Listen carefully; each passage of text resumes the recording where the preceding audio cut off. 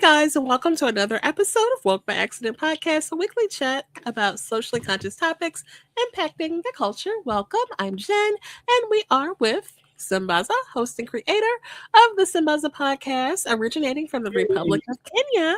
He has established himself as a distinguished figure in the podcasting community. His work has been recognized for three nominations for Best African Diasporan Podcast by the APVA, along with a nomination for Best Blog by the Texas Creator Awards, and has been a presenter at Afros and Audio Podcast Festival, along with Podfest 2026 and 2025. Hey, Sambaza. Hey, what's up, Jen? How you doing? Good to see you. Good to see you too. How have you been doing? Yeah, ready for the weekend. I feel like I say that every week. Like I said every show, every day. But like wearing all the hats, got the 9 to 5 and the 5 to 9, and podcast things, and busy. It's busy. It's been busy for me. I mean, we've been trying, but we're getting there. That's But good. other than that, what's been going on with you? If not for well, the weather is great, and your contributions to society. Each time I see it, helping out from society and doing some voluntary work. So Yeah, how's that going? absolutely. It's Uh-huh. going good. I actually have some more events coming up later this month, so looking forward to that, and I'll be sharing about it. Awesome. So, yeah, definitely one of my passions. Okay. So, yeah. But we have an exciting show. Everyone tuning in real time. We do have a guest today, so All we're right. excited. Now, Jen, I don't know today. My things are just not the way they are. But let me see. I think I got it. This is too. Got it. I thought I was missing out where I was going to. But let's go ahead and get to the affirmation Okay. that we have for today. Now, the affirmation says, "I focus on what I can control and release what I can't." Let me get myself steady there where the camera is good. Yeah. So I focus on what I can control and release the rest, which should kind of get into whatever we're talking about. Try to theme it according to today's stuff. Okay, well, we appreciate you sharing an affirmation. We definitely try to promote positive mental health behaviors, especially considering that May is Mental Health Awareness Month. So, shout out to that. And thank you for the affirmation. And we're on Clubhouse, Mhm. TikTok, Substack, YouTube. I mean, Facebook. Jen, I see you there on Facebook. It's telling me, hey, I'm ready for you. So, anyone who is joining us today, wherever you are, we want to thank you because you could be somewhere else, but you've taken your time, which is precious, and come up with us for the time being, where we have a special topic today. So, let's get on with it. Okay, for sure. So, at this time, we will introduce our guest. Today's guest is a powerhouse in the podcasting space. Our guest is a multiple award winning podcast producer known for creating impactful, high quality content that resonates with audiences across the country. From building a respected brand to earning industry recognition, he has proven what's possible when passion meets consistency and vision. Now he's expanding his storytelling even further with an exciting new documentary that he will share with us tonight. So, with that, we want to welcome Dominic Lawson. How's it going, everybody? Thank you so much for having me. Really appreciate it. Yes, absolutely. And welcome back. Dominic has been a guest on the show multiple times. We appreciate You that. know, I was about to say, I think I have to be coming across a record here. Maybe like Odu or somebody. I get that. But this might be like the third or fourth time I think I've been on Work by Accident, I believe, something like that. But I've always Yeah, appreciated the platform and definitely appreciate the space to kind of talk about some stuff. So I really appreciate you both. absolutely. Thank you. Yeah, it's been nice to have you around, and we see each other in the spaces where podcasting is all going on, Mhm. and yeah, it's been a great year, beginning of the year. I'm gonna get into it. But first, Dominic, I'm a traveler, so this time I decided to travel through island. The island that we're looking at today is an island called Cabo Verde, originally called Cape Verde. It is a republic of a former Portuguese colony and has 10 volcanic islands, and this is in central Atlantic Ocean, head of west coast of Africa, right about near Senegal. The official language is actually Portuguese. They use and they speak their own language, which is a Cape Verdean Creole called Criolu, where the people speak to each other. Their national dish is a slow cooked, hearty mashed corn, beans, and root vegetables, and called cachupa rica, which includes meat, either sausage or pork. Now, if you realize Cape Verde was in the news the other day about that Hunter virus thing, that's kind of why it Oh yeah. jumped into my mind as part of the island thing. Now, the proverb for today, you gotta listen, you gotta put it in context, right? Because it says, when the slave trader preaches the Quran, it's time to watch over it's time to watch over one's daughters. I'll repeat this again. When the slave trader preaches the Quran, it's time to watch over one's daughters. Okay. How would you decipher the proverb, Dominic? Um, I don't know. I mean, I think about my daughters now, like as they both transition, right? We were talking about this off air. One's getting ready to graduate high school, and the other's getting ready to go into high school, right? And so I think it's definitely a period of time, and when it comes to that proverb, to not just watch over everybody, but definitely I'm keeping a keen out for my daughters as they make transitions and stuff like that in life, and also my youngest daughter's birthday is this Friday on the That's 15th. it. 15th. So yeah, it makes her a Taurus, a little tough to kind of, uh, deal with from time to time, but I love her all the same. But no, that's what it makes me think about. It just makes me reflect about my own daughters and how they're both transitioning in life right now. Mhm. Okay. I And have Jen? something to add. Yeah, along those lines, wanting to, keep your daughter and family close because there are a lot of, influences and people who don't have their best interests at heart that may try to prey on them or, apply influence, so you definitely want to, have a watchful eye on your family and loved ones, especially our daughters. Absolutely. Absolutely. Like I said, one's getting ready to go out into the world, the other's getting ready to go into high school. And so those are two big transitions happening at the same time, basically. So Right. to definitely keep in mind for sure. Okay. So what are on my part, what I want you guys to have looked at, that's why I said you gotta take it in context. The slave trader who comes to capture people. And then there's the Quran. You know, it the context is mostly not mostly, but some of it was with the Islamic people that would be, the slave traders. So they would come with the Quran and preach good, but in turn, they'd come and steal your daughters, and it wasn't necessarily your daughters, but they're using that as context as daughters. So you have to watch for yourself. Now, as Jen said, and you have said, it's the same thing. Somebody tries to come and preach to you and something, and then you're like, wait, the person who's preaching to you is not the person who is really of sainthood. It's not a saint. So Mm. you got to watch out for people who are coming out and claiming to be something else, but yet Right. to tell you, believe in me. You know. Okay. So that is a context. That was a context I was putting on, and that's how I was deciphering it. And I think it might go well into what we're talking about today in this in a larger context.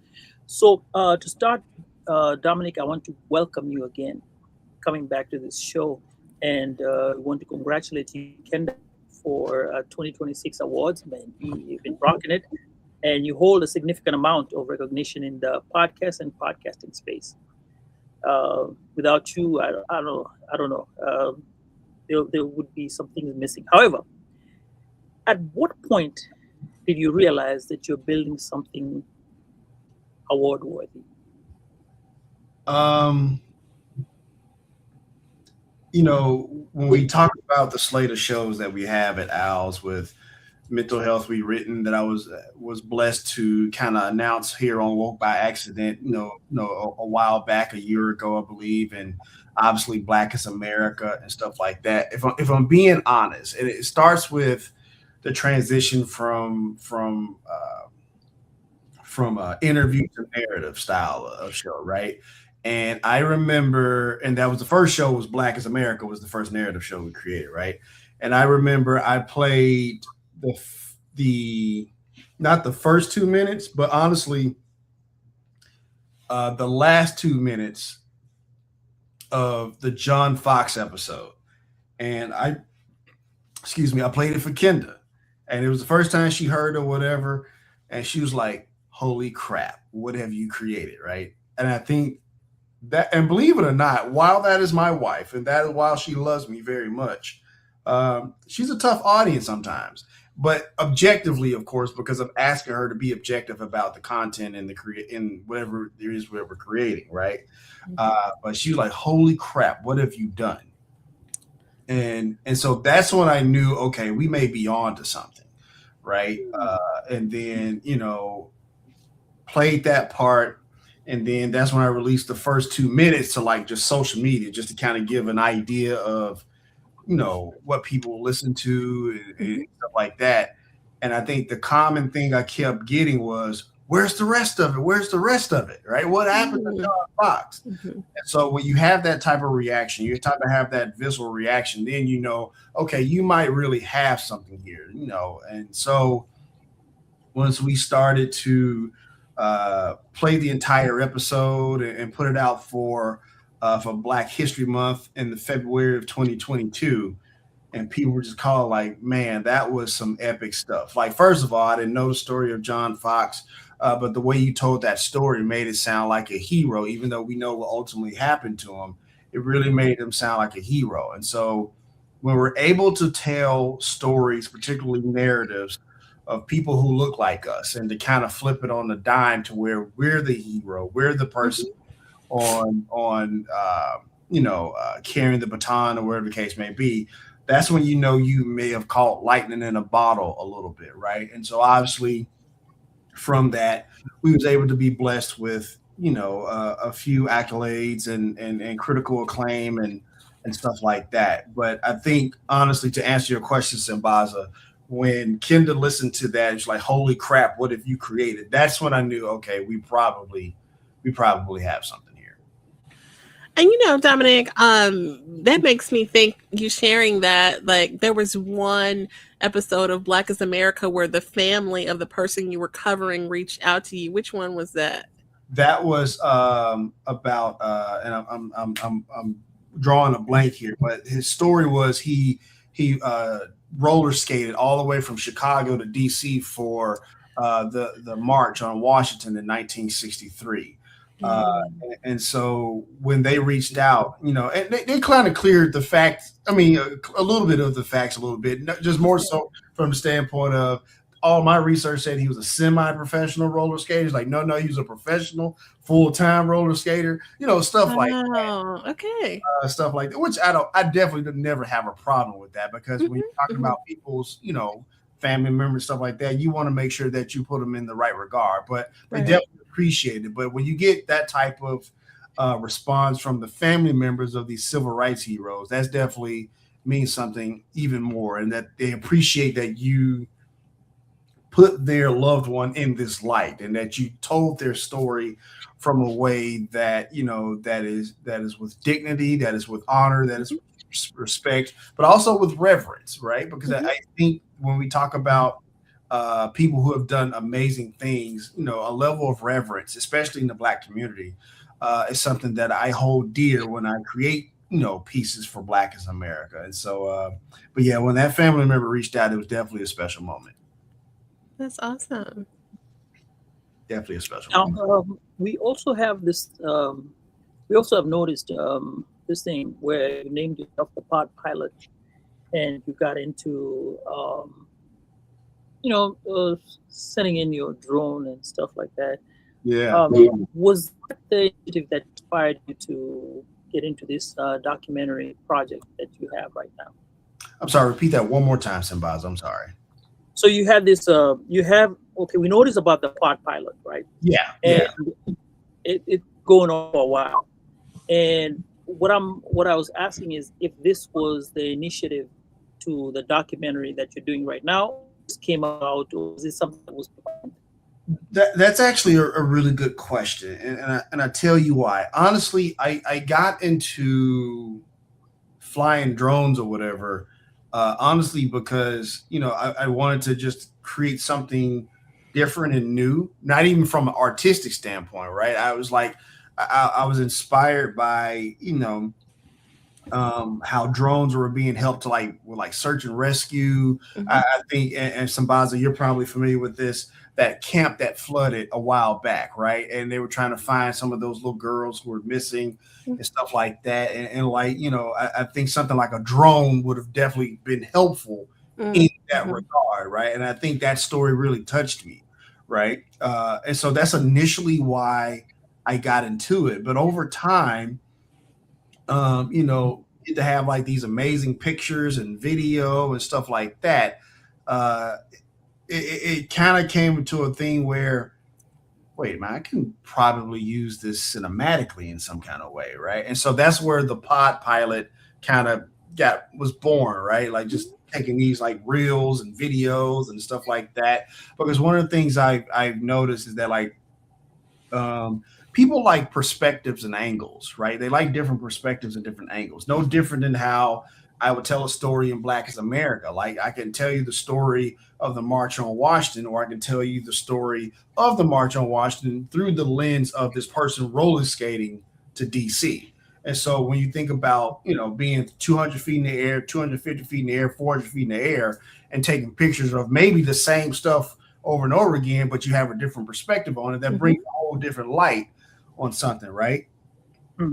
So, and then from there, I started doing more and more. It's like, okay, let me make a city reel. Let me make a city reel of Memphis, and make a city reel of all the places I would go. So I went to like Kansas City and I made one. Then went to New Orleans and made one.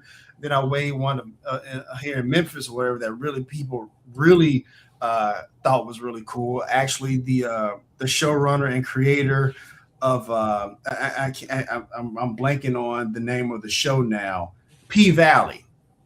She's from Memphis, right? And so she liked and shared it and started following me and stuff like that. She's like, hey, that was really cool what you did with that reel and stuff like that. Oh, nice. And so, and I think slowly from surely from there, and I was like, wait a minute. I'm doing this podcasting stuff and I'm telling stories and people kind of like this stuff. And I think that was probably the inkling of like, well, and podcasting moving into video and stuff like that. I was like, well, this feels like, maybe I should be diving into film, right? And that's kind of the idea where that came from. And I remember I was in Baltimore last year, and I was worthy enough and honored and blessed to be awarded by the Black Podcasting Awards Podcaster of the Year. And honestly, when I was on there on stage and I gave the acceptance speech, you can kind of hear the voice cracking a little bit as I'm giving this acceptance speech, right? Because I think internally and subconsciously that felt like a bookend of a chapter, right? Now, granted, I've done a lot of stuff in podcasting, and I haven't done everything I wanted to do in podcasting or whatever the case may be. But on that stage, in that moment, I feel like this might be the closing of the chapter, or maybe the opening of a new one, or something like that, right? I think I talked to Kay Wilkes, who you guys may be familiar with. I asked her, should I be filmmaking? Like, I feel like I've accomplished quite a bit in podcasting, that I feel like maybe this is the next step, like being on that stage, winning this award. Like maybe that was the end of a chapter. And so, and from there, I was like, you know what? Screw it, right? And I think I saw the Ambies and I saw the video podcast, nominees or whatever. And I was like, they're practically TV shows, like Mhm. they're practically TV shows, right? Right. And when I was looking at them, like I think about they had like who was a nominee, like the Netflix show for me with the Netflix show Wednesday, right? Okay.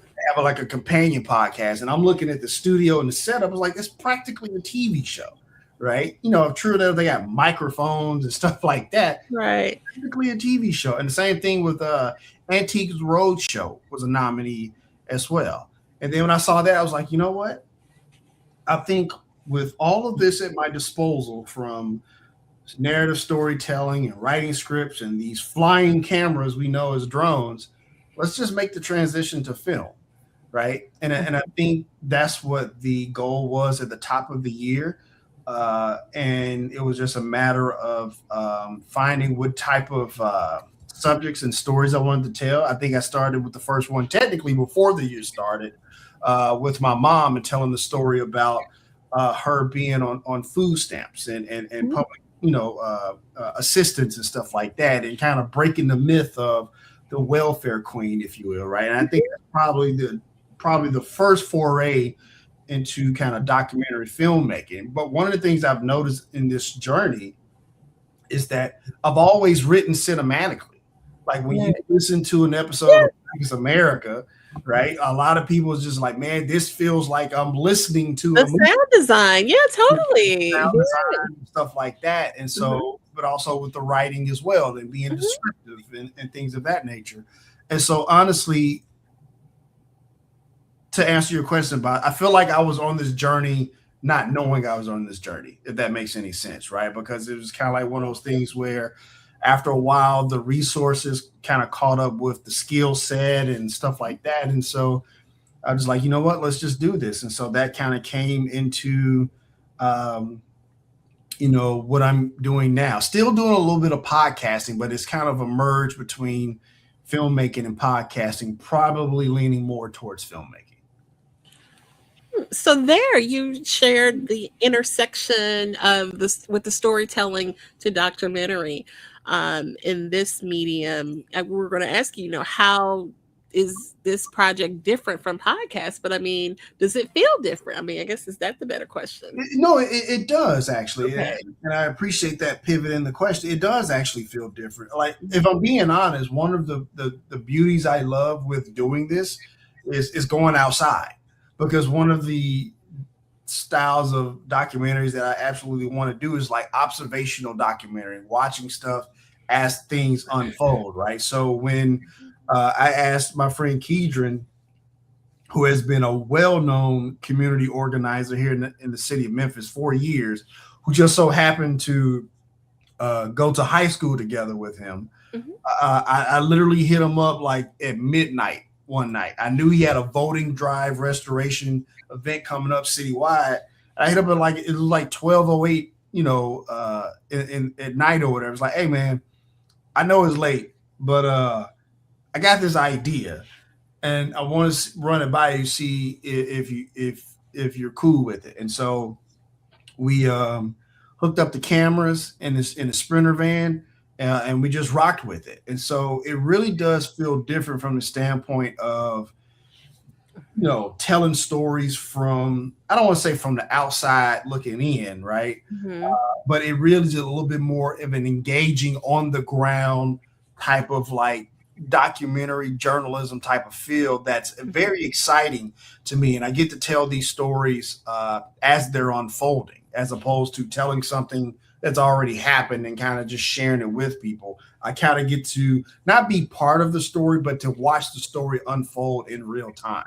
And so that is probably the biggest difference, the most exciting difference that I have. And I love it. Like I said, I love going outside, getting people's real-time reactions to things, to watch people, even in the doc, to watch people's eyes kind of light up in the moment, like, wow, like, man, I can get my voter rights restored. And like, there is a pathway after being told for years that pathway. So that's probably the biggest difference. Is probably the differentiating factor in why I love this new path right now. Okay. And then Okay, Sambaza, you great. want to greet our chat before your next question? Yeah, we have a lot of people joining in today. We have West Virginia Commonplace, and he JR. says, "Howdy, JR," and Denise Hill Power Release, and she says, "Hello, family." Ed Blacktastic is here saying, "Peace, Brother family," Ed. and JR is saying, "Star Power, Mr. Lawson royalty out there." And you know, they agree. Denise says, absolutely, that's very true. Um, Hate that. for my question, I'm gonna ask about the idea of the subject that you're talking about. When you talk about the voter registration and and what you are doing, how is that? Uh, I'm trying to get the feeling of once you were done with the project, how did that feel? In terms of I was creating something else. I was creating something that will matter to a lot of people. Because think in the movie, where in the documentary, when the guy talks about how much it costs to get yourself free in the first place, I was shocked. And then later on he discovers that it could be another way. How does that impact you when you know that you're part of something of that nature? Before we get to the end, because there's a part that we have to kind of talk about too in the end. Yeah, no, it's impactful to me as the filmmaker, right? Like it's one of the things I shared with you both when I first talked about mental health rewritten. What was that, last year, right? When we last talked, right? Like to be able to share this idea that I've gone through this thing and you've been told narratively, societally, internally, right? That like there's no path out of this. There's no path to getting help for my substance abuse addiction. There's no path to getting my voter rights restored, right? And so when you have people, um, in real time, seeing that, that burden lift, it's definitely humbling, right? Like, when I go to the comment section of Keedron's post when he reshared or whatever, and like go through there just to see people like, man, I didn't know. I didn't know there was a path. I didn't know. I thought that like, I get so angsty about like what's happening in my state, my region, my country or whatever, and I can't do nothing about it, right? And so to watch these people uh, feel like they get a sense of their dignity back, it's just it means everything. It means the piece is working, right? And so I knew I always wanted to do something with people who are or have been incarcerated, right? Like there's something about and being a person of color, I know what that's like to feel like a second class citizens at times, right? It's not always in the top of mind, but there are these moments, right? Like for them, a lot of times it's trying to reintegrate in society. It's trying to get a job. And in this instance, it's the ballot box. Like go vote, vote, vote, vote. People all down your throat. You got to go vote, make your voice heard, this, that, and the other. But what if you want to make your voice heard, but you don't have that particular part to do that, right? And so to have that piece serve as a vehicle to have people rethink the paradigm and rethink the idea that like, no, yes, I made a mistake. Yes, I made a mistake, but there's a path to not just redemption for myself, but to make that full circle moment into being an active, engaged citizen in society, right? And so and honestly, Sambaza, when I think about to the story about like being on that stage in Baltimore and accepting that award, and going back to when I hit upload of that, of the doc, it really was like a 180 kind of situation, like a bookend. Like not that like I'm done doing documentaries, but it's like it was at that moment, it's like there's proof of concept. I can do this. I can do this. I can absolutely do this. I can make the transition, right? And to see people receive it and receive it well, and to understand what we're trying to do with that doc has been definitely very special. Oh, awesome. I hope that answers your question. Yes, it does. It does. Jen, do you have a question? Oh, go ahead. My screen is doing something weird. Oh, okay. All right. Now we've gone through. You started off with the voter. You started off because it was more like a three-part on that particular documentary, because you had the first part where it was the incarceration part, and then you went into the education system. The lady who was talking about the education, that Memphis education was kind of on its own level. And lastly, you came and talked about whatever is going on right now about redistricting of the maps, the voter maps. Was it meant to be that it was a three-part? Because you kind of covered the three parts, or was it something that just came about and just lined them up, or everything just lined up in the way the universe was wanting? That's a very interesting question. So, and there's many parts to answer it. Right? I'll try to be as concise as I can. Right. One of the things I have learned in not necessarily Black as America, but in my mental health work, right, is that like you capture the content, whatever it may be, with the interviews, this and the other, and then you let the content dictate what that story is going to be. So knowing that and having that muscle memory with doing that helped me in this piece, right? So again, you're capturing the content, whatever that may be, and then you let the story be what it's going to be, right? Now, like you said, this was a story about voter restoration, voter registration, right? And so that's what I went into it. Obviously that was what we were trying to do, right? Mm-hmm.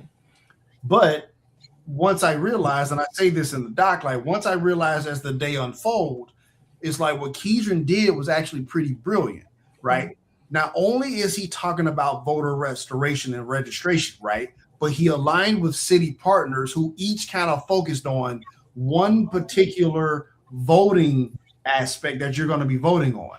In the case of Sarah Carpenter, her main thing on her platform is education. Somebody else's in another part of the city would be crime.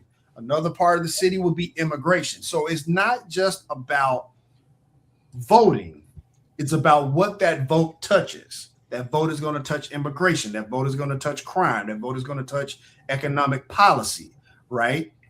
And so honestly, that's how it unfolded, right? And so I didn't really go into it thinking that, but I was always being open-minded that like, there could be other things in place, right? Like honestly, when we came across the city councilwoman, that was not planned at all. We just so happened to catch her as she was leaving, right? And it had really poignant moment where they embrace and she's giving him vote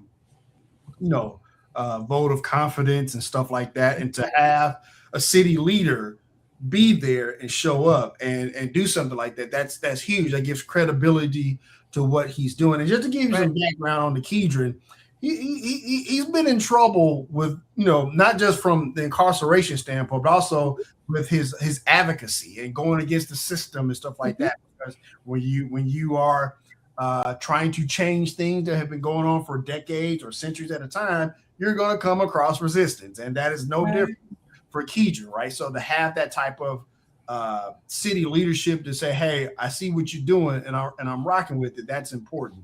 But no, Sambaza, that's kind of what happened. And honestly, like I said, like um, the timeline, it just kind of happened that way, right? Like we released this doc. We released the doc on May 4th because we knew May 5th was going to be uh, uh, our primaries for the county mayor, right? So this was all related to the county mayor primaries that we was having on May 5th. We did not know that the Louisiana ruling was going to happen on that same day, which prompted this southern, this new southern strategy, which appears to be redistricting and gerrymandering and this, that, and the other, which happened in Tennessee on May 7th, making the documentary even more relevant than even we anticipated, right? Right. And so when that started coming up in the news, I knew that like there wasn't enough time to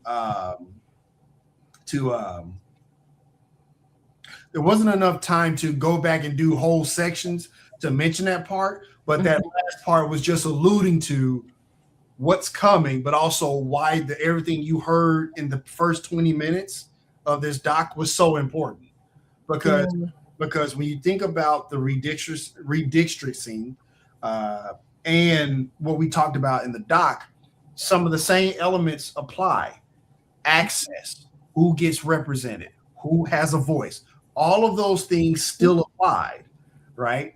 And so, so that's how that kind of happened. And like, I did not go into it with that regard, but again, when you're a documentary filmmaker and you're kind of going along as the story unfolds, you have to be flexible, right? And so that was just one of those things where when me and Keidra sat down and decided to do this together, we knew it would be relevant. We had no idea it would be this relevant. And tell us the name of this documentary and where people can find it. I want to make sure we share that. Sure. It's called Restored Voice. And so you can see it on, any, social media platform. You can see up to 20 minutes of it on Instagram, but you can see the full documentary on Facebook and on YouTube. Okay. Yeah. Okay. Yeah. I was trying to share my screen of it, but he was like taking over my whole screen. I was like, wait. Every time I tried to click on it, so I was like, okay, let me just do it this way. But yeah, we can share that link, or Sambaza, you have it where you can drop it in the chat easily. I have it, but I don't want to it's trying to take over my whole screen. Can I share one more tidbit as well? As far as relevancy, which is kind of related. It's interesting because I was going through it frame by frame a few days ago after it's been released or whatever, and I remember there's a shot where we drive by a gas station, and it says that gas is $2.44. Keep in mind, we shot this thing on February 15th. Wow. And now when you think about gas prices across the country, it's just about $4 just about everywhere you go. So that means like over the past 3 months, 2.5 months, we've gone from $2.44, $2.15 to $4.19, $4.30. So just to give you an idea of how quick things change or whatever. Because like I said, we shot this thing on February 14th and that's where gas was. And so when you look at the documentary, you'll see that shot of like we driving by a gas station with gas $2.44. Yeah, that's wild. Before we get started, we were talking about in the opening you show the map of how the rights are different about people wanting to get their rights back who have been incarcerated before, which, was timely for us because we just spoke with or had a guest who spent time and was able to get out, looking at where he resides on this map. He likely, won't be able to get his rights back anytime soon, but, talk a bit about depending on where people reside. Yeah, that part was interesting to me. So the graphic you're talking about, which I had to Canva struggle through making that graphic, by the way. Really? That was dope. A little bit. I mean, it wasn't too hard once I got the hang of it, but trying to figure out how I was going to illustrate that was a bit difficult. But no, it really depends on where you live in the country, right? So it's in certain places, your voter rights aren't really taken away from you. When you think about, Maine and Delaware, and I'm not Delaware, Maine and the District of Columbia and stuff like that. And then you go over to like a California and stuff like that, where, as soon as you come out of incarceration, and then those voter rights are restored, just about automatically. And then when you get to other places, a lot of places that are in the southern part of the country, Midwest part of the country, and I'm not saying anything politically, but these are typically what they were called red states, if you will, right? So it doesn't line up exactly with like an electoral map, but it's not too far off, right? And then places like in Tennessee where you permanently get your voter rights taken away unless the state steps in, depending on certain crimes or whatever, right? I think when it comes to murder or sexual assault, stuff like that, like there's just a no-go, right? Okay. But in a place like Virginia, all of them, like no matter if it's murder or whatever, it's like all of them, unless the state takes in. But that was a fascinating stat that I found. And in addition to that, what you also found in the doc is that the United States really is in the middle of the pack when it comes to taking away voter restoration and stuff like that. There are like 73 countries that really don't engage in that type of disenfranchisement, if we call it a spade. But it was fascinating to see how state by state, how those things are kind of taken care of and dealt with, I think. Yeah. And I think when you look at it, the documentary, that's why I say it looked like a 3-part documentary, starting from, getting your rights. And you're right, those were red states, and they have a way of working themselves out. And you noticed about the incarceration is mostly with the Black and brown people who get affected the most, and that's where probably the representation could be. At the end, this is why I go into this right now. It's the maps of Memphis, where you're from, and how it's been cut out. What is and I'm asking this for your opinion, right? How do you feel as a part of that city, which you greatly talk about, and what do you see as the future, and how does the voting change from here? A lot of emotion, and I'm not just saying that because I'm on camera. There's a lot of emotion, and I'll put it in perspective to you like this. My grandmother was a registered nurse for over 30 years, right? The first year that she worked at Methodist Hospital, within that year, that's when Martin Luther King was rushed to the hospital after he was shot. That was her first year working at that hospital, right? That was the moment for her that she got activated as far as like voting rights and this, that, and the other, stuff like that, right? And amongst other civil rights things, but voting rights was definitely one of those things, right? My grandmother currently has dementia, right? And when it comes to dementia, there's not a lot of positive things you can say about dementia. But this is one of the times where, strictly for this context, it's a positive thing for dementia, because if she were to understand and see what's happening in this congressional district, it would break her heart. It would break her heart. All of the work her and her friends and her comrades did in order to make sure the representation was there, the voting rights were there, this and the other, it would break her heart, right? And I know it sounds terrible to say I'm kind of glad my grandmother has dementia, but in that context, I'm kind of glad she does.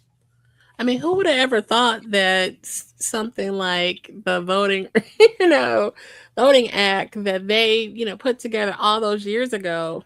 Let me put this in context for you. Okay. So in Memphis, you have Elvis Presley House, Graceland, this and the other, right? There is Elvis Presley Boulevard that it sits on. Okay. On one side of the street is the mansion, Graceland, this, that, and the other. On the other side of the street is where you check in, parking lots, this, that, and the other. So you go to Graceland, check in, pay for parking, and then go across the street to see the house, right? Mm-hmm. Where you check in is one congressional district. Okay. Across the street is an entirely congressional district. Wow. When I say they carved Memphis with a scalpel, they did. For the longest time, all of Memphis and large parts of Shelby County was considered the 9th congressional district, right? Where, primarily Black people, largest, representation of Black people in the state, this and the other. Mm-hmm. And so it has been split into 3s. Right. The District 9, District 8, and District 5. And it's literally, when you talk about the concentration of Black people in those 3 congressional districts now, 29% Black, mostly Black, 29% mostly Black, and then 31% mostly Black, right? Like that is the carving that that map has done up until that point. And so, and I think one of the state senators put it best, is that we now share a congressional district with parts of suburban Nashville. That's 250 miles away from here. Wow. It's like you're talking about, and I remember my first year of college going to East Tennessee, still in the same state, but going to East Tennessee and feeling culture shock. That should tell you that our interests are not aligned. Okay. Our experiences are not aligned, right? Like, Tennessee is a very long state. It's broken up into West, Middle, and East, right? And it really is kind of like 3 separate states because it's 3 different type of cultures there. Oh, wow. So when I think about, what has happened to the 9th congressional district and the scalpel that was taken to it, there's anger, there's hurt, there's remorse, there's fear, there's a lot of things, and so I'm really considering using my platform and my voice and my talents or whatever to voice what's going on here. One of the things, and I know many people are fans of this person, not fans of him. I depending on what he's talking about, it depends on whatever. But Dr. Jamal Bryant, right? He actually was here in Memphis in September. We have a yearly podcast festival that we here in Memphis, and he was one of the speakers here, right? And one of the things he wished he would love to see content creators and podcasters in Memphis doing was telling the story of the National Guard, this, that, and the other that's here in Memphis. Look, we got a lot going on here in Memphis, right? Congressional districts, XAI is here with data centers. We have the Memphis Safe Task Force, which is a law enforcement task force that consists of federal, state, and local law enforcement. President Donald Trump came and flew in to see what the progress was here. Like he flew himself to Memphis to see what's going on here. Not to mention the county mayor's race. Not to mention the state probably taking over the school district, which we talk about in the documentary. There's a lot going on here, right? Right. And so, but one of the things Dr. Jamal Bryant said was, I want to see content creators and podcasters in Memphis telling the stories on the ground, because we've been told in Atlanta they may become, the National Guard may be coming up next. So we need to see what's going on in Memphis, so that way we can prepare in Atlanta, so that we can prepare in these other places. And honestly, when he said that, I was like, you know what? I feel activated in this moment. Like maybe I should be telling these stories that's going on here, because it really is, while it is a local story, it has national implications. Right. Right. And I not to mention immigration and stuff like that too. So that's kind of where I am with that. think shout outs to Memphis because if you go historically, with my research that I found out, I think there are many things that have forced that have started in Memphis that have forced the rest of the U.S. to make to be on guard and to look into. There was a Absolutely. certain restaurant. I think that was where blues started from, and then you also have Martin Luther King was shot, and there have been other things. My history I can't remember right now because I did some studying on it just off the top. So I think there's something going on there. And I think this is a great test bed to see what can happen if such type of things are let to go on. Yeah. And my hope is with the resilience of the state from all these times from back in the day to where we are right now, they'll still overcome it. To me, I believe in whatever you do to a system, you could be on top right now, but next time it could be the other end. Yeah. And every cause has every action is a reaction. So we're just trying to see what the reaction is. And from what you were talking about, using your voice, I think a lot of the people are using their voice. Even Stacey Abraham said, hey, they're coming for us. Tennessee was just a start. Correct. Everything that is doing right now is just it's just trying somewhere. Let's see what it goes and what we can do. And I'm glad that this conversation and towards the end of that documentary, you did highlight on that. I'm hoping that will be the next precursor to it was a precursor to the next thing that you're going to be talking about or working on. I had a conversation with Kenda today about how I was feeling, the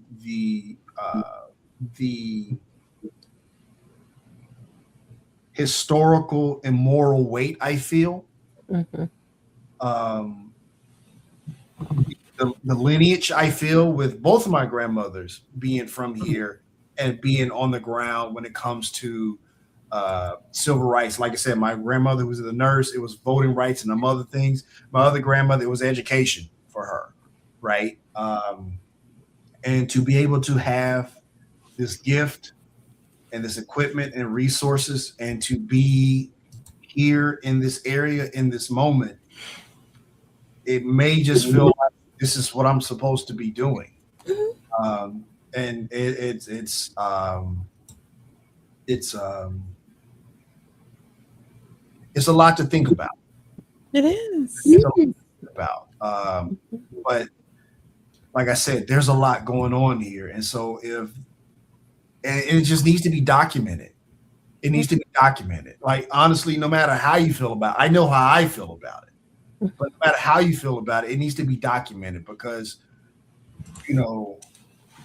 people need to understand that, like, it appears, to your point, Sambaza, that Memphis seems to be a test bed for something, right? And Memphis has been a long place where we've needed resources for crime and economic development and stuff like that. And I don't know, St. Louis would probably say the same thing. Dallas would probably say the same thing, this and the other. But I don't think people understand that for the longest time, and it still lingers, the dark cloud of living in a city where Dr. King was assassinated. And I have made the argument that a lot of times we were economically shamed because of our location. Businesses wouldn't come here, certain opportunities wouldn't come here strictly because of that. And so I feel the weight of being activated by words, by Dr. Jamal Bryant, by the lineage of my grandmothers, by what has happened here locally. And I'll say this and I'll land my plane because when I talked earlier about one of the things I feel is fear, right? Before Memphis was carved up, Nashville was carved up years ago. Nashville was a hot Democratic whatever. And what we know about Nashville is that since then, that there hasn't been much congressional funding for minorities and DEI and all of that stuff. That all got washed out because a certain political party came and carved Nashville up to where it was advantageous to them. And so Memphis, already being economically depressed, I fear could get worse. Mm. I'm hopeful. I mean, people are pushing back too, right? I mean, we definitely. Justin Pearson, my friend Kedron, Amber Sherman, Teslin Figaro, Booker Squared. She lives in DC, but she's from Memphis. Stuff like that. Oh, there's a lot of people pushing back. My friend Tori Harris, who's in the state representative, Senator Akbari. She's in the state house. TJ Hardaway, his father was G.A. Hardaway, just passed away. He's there. Antonio Parkinson, he's there. So no, there's a lot of people fighting back. But it's just one of those things where somebody needs to document what's going on so that way they know what we're seeing here on the ground. Because while they are in while they're here in Memphis, they're also in Nashville too. So we need to give Senator London Lamar as well. So no, people are fighting back, but it's one of those things where it's not only an uphill battle, Jen, it's an uphill battle with bars of soap and oil slicks and literally somebody trying to push you down and throwing stuff down as you're going up that hill. Right. And so I think I can use my talents as a storyteller, podcaster turned filmmaker to let people know what's going on here in Memphis. And I'm not the only one, right? I'm not going to sit up here and say I'm taking that on by myself, but I know I can tell a story in a unique way and other people can tell a story in a unique way and stuff like that. So I think if we all pull our resources together, even if we're not working in concert, on the ground floor, like you do this and I do that, but I think collectively we keep telling these stories, and we just have to basically hold out. Okay. That's awesome. We definitely applaud and support you in this effort. If there's any way that we can support you, additionally, aside from sharing it and spreading the word, let us know. We definitely support you in this. Appreciate that. Thank you. And finally, Denise says, seriously, that's crazy how it's divided like that. And yes, a lot has been going on in Memphis. So as we wind down, I'd like to know how we can find you online, where we can check you out, Black is America, and your documentary and the mental health podcast. Absolutely. Mental health. Yeah, all of those mental health rewritten, Black is America, all my mental health stuff. You can find that on all, podcast platforms, Apple Podcasts, Spotify, all the things, to see updates on things that I'm working on Instagram is probably the best bet. The real Dominic Lawson on Instagram, stuff like that. On a lighter note, I shot a tour show. I really am becoming a filmmaker. I shot a tour show with Crate Digger and Mr. Al Pete that I'm really excited about. They collaborate on something. Hey, let me shoot this for you. And they were gracious enough to let me do that. So we've been putting out snippets of that'll come out on May 15th. And so I'm really excited about that. And then I'm getting, I'm told that all filmmakers got to have a Vimeo page. So I'm getting my Vimeo page set up and stuff like that. So that's where you can kind of find me and all the things that we create. Okay, we'll share. We'll share that for sure. Appreciate that. All right, Sambaza, any other thoughts? No, I'm gonna write something. I'm gonna write something down and open. I'm really interested in this. What's going on? And I wanted to write a letter, Dear America, on my blog regarding what's going on because it's very interesting, and I'm trying to see how it look in my perspective as an African, looking at what's happening here in terms of being, part of the African American community. That's my thing I'm thinking about. I'll write it down soon. But other than that, it was great to have you, and I really appreciate all this conversation that we've had. And I think we'll talk about this. It's a very interesting topic. Absolutely. I appreciate the opportunity. I always appreciate Woke by Accident and the platform that you guys provide to kind of tell these stories. And I also appreciate you letting me come on and kind of, share what I got going on and all those things. It really helps. But yeah, like anything you can share about what we have going on Mhm. and content we're creating, that's always very helpful. Great. Great. Consider it done. All right. Well, at this time, we will conclude. We thank Dominic Lawson for joining us, and we hope that our today's conversation have inspired and enlightened you all. If you found the episode meaningful, we ask that you consider sharing it with friends, family, colleagues. Our collective awareness and advocacy play a crucial role in creating positive change. We invite you to stay tuned for more engaging content, and we look forward to continuing these important conversations.